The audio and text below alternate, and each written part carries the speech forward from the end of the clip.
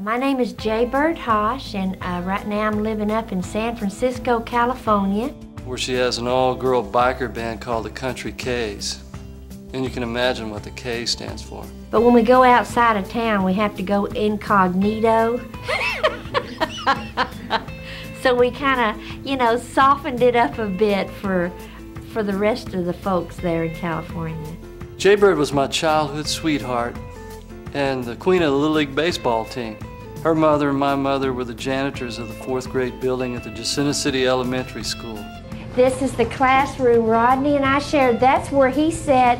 This is where I sat. I thought it was really a fun place to grow up. We had a great little elementary school right down the road that we all walked to. I'm here in what would have been mine and J-Byrd Hosch's mother's office because they were the janitors of the 4th grade building at the Jacinto City Elementary School. But my mother called herself a custodian because it sounded better than... Yes, it did. It sounded better than... They were custodians. much better job title than janitor. J-Byrd and I used to play Tarzan and Jane out behind my mother and father's house in the Chinaberry trees on Norvick Street. Rodney always got to be Tarzan, and I had to always be Jane. J-Byrd always got to be Tarzan and I had to be Jane.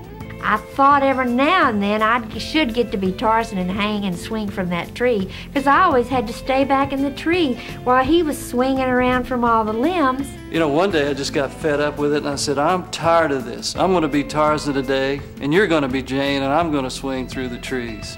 So finally I said, now look, Rodney, I want to be Tarzan today, okay? You're always Tarzan, I'm always Jane. And she was really nice about it, but only for one day. Next day, she was Tarzan back in the trees and I was Jane. And we had a great time. So after that, we kind of learned to swap it out a little bit. Go figure.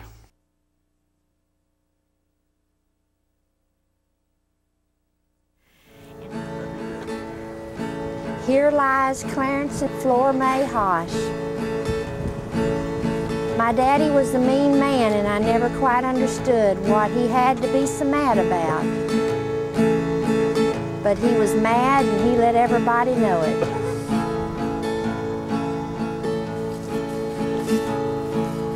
Daddy's too mean to be dead, though he lays in his new coffin bed.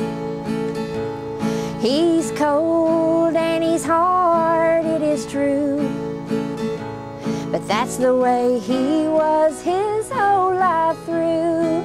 Whoa, he looks like he's taking a snooze, all dressed up without any shoes. As we remember the life that he led, whoa, Daddy's just drunk, not dead. We'll finally believe the words they say. Oh, our daddy's dead. And Daddy was dead.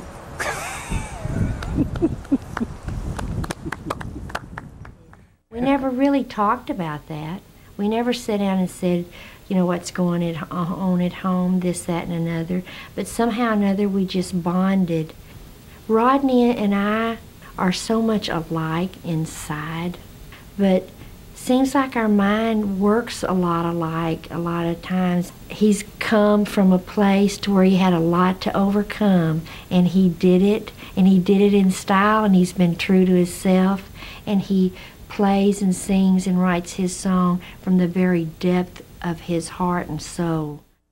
You know, it's got that touch of humor, but in a way it's just so darn sad that it had to be that way.